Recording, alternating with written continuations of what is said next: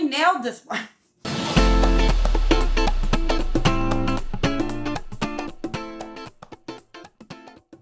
I'm constantly surprised how much pull rappers have in the fast food industry. Apparently Wendy's is bringing back their spicy chicken nuggets because Chance the Rapper really liked them and wanted to see them back on the menu. For the rest of us, vegans and vegetarians that can't eat them, I decided to make them at home so that you could make them and try them and enjoy them as well. Therefore, you may have guessed it, on today's episode of Flip It, we're making Wendy's spicy chicken nuggets.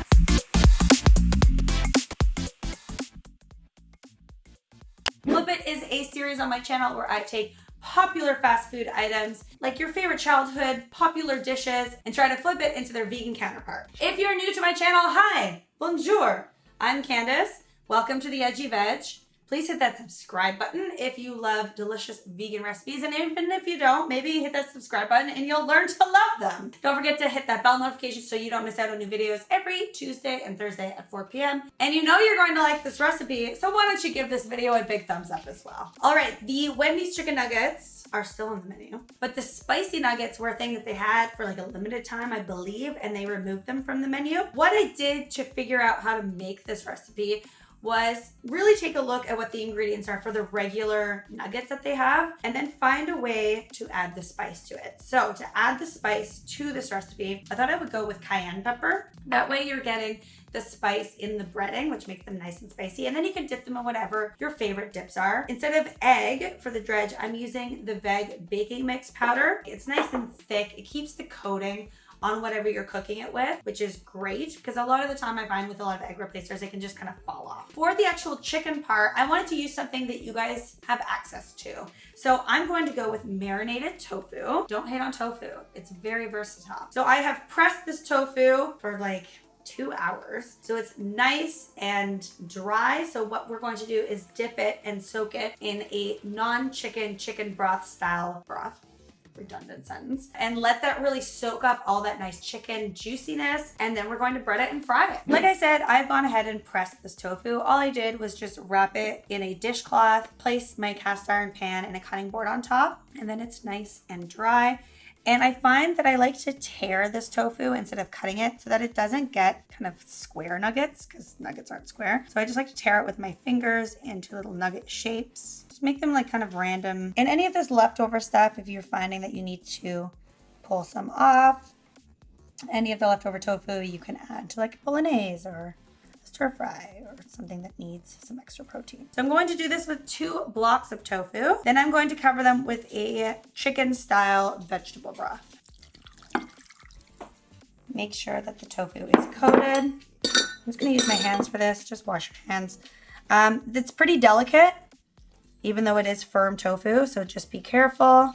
That's why I'm using my hands and not like a fork or anything, because I don't want them to break into a bunch of pieces. And we're going to let that sit for a minimum of 15 minutes. But you can marinate this overnight. You can marinate it up to 2 days in the fridge. All right, while the tofu is marinating, I'm just going to whip together a quick breadcrumb recipe. I looked online, like I said, and just tried to figure out kind of what they're using. So I think they're using a combination of breadcrumbs and flour for this. So I'm just gonna add some breadcrumbs and then some flour. And then to that, I'm going to add some garlic powder, pepper. For the heat, to make it nice and spicy, I'm going to use some cayenne. If cayenne is too spicy for you, you can also use chili powder. Of course, we need a generous amount of salt and some onion powder. We're going to whisk that together.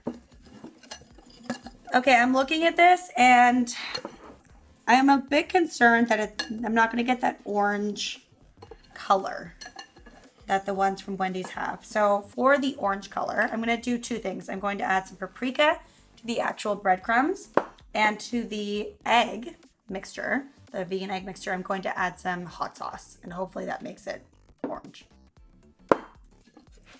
Let's see. Still not quite as orange as I would like. Well, we'll see how this goes. Maybe we will just end up with a flavor. This won't be very orange. Okay, I have my vegan egg mixture here. I'm going to add that to a bowl. I think I'm gonna use just some Frank's hot sauce. Oh God, that's about a 1/4 cup. We'll start with a 1/4 cup and see how it goes. if we're getting that orange color that we want. I also am turning on my oil to heat that up slowly. But I think we might get the color from that. While our oil is heating up, I'm going to take our tofu pieces that have been marinating. I'm going to put it into our seasoned flour mixture. And then I'm going to put it into the spicy egg mixture. Let any excess drip off. And then back into the breaded mixture. Make sure it's nice and coated. And then I'm going to lay it on this wire rack to rest so that the breading has some time to just sit there and rest. So when we fry it, it doesn't fall off. So you want to do that with all of your tofu pieces. I really need to implement the wet and dry method here. I keep forgetting. So do this with all of your tofu, and then we are going to fry. Now that I have all of my tofu bits dredged, I'm just going to use the slotted spoon.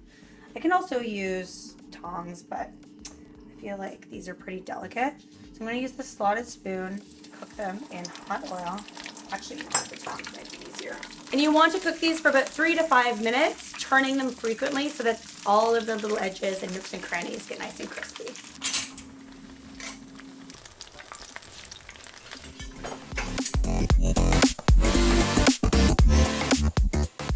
There it is, guys. A vegan version of Wendy's spicy chicken nuggets. I'm gonna give this a taste test. I also made some fries because of course you can't go to Wendy's without getting some fries as well. I have 3 different sauces. I will leave links to the recipes for these guys in the description box. I have a jalapeno ranch, I have a creamy sriracha, and then I have the Wendy's Sawsome sauce. So I'm gonna try it with the Sawsome sauce.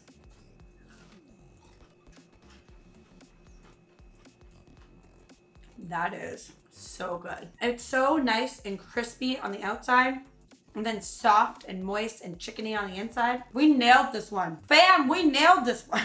This is amazing. I'm so impressed. I do wish that the orange color came out a bit more. They must be using food coloring to get it that orange. I mean, it's orange, but it's not quite as like red orange like they have it, but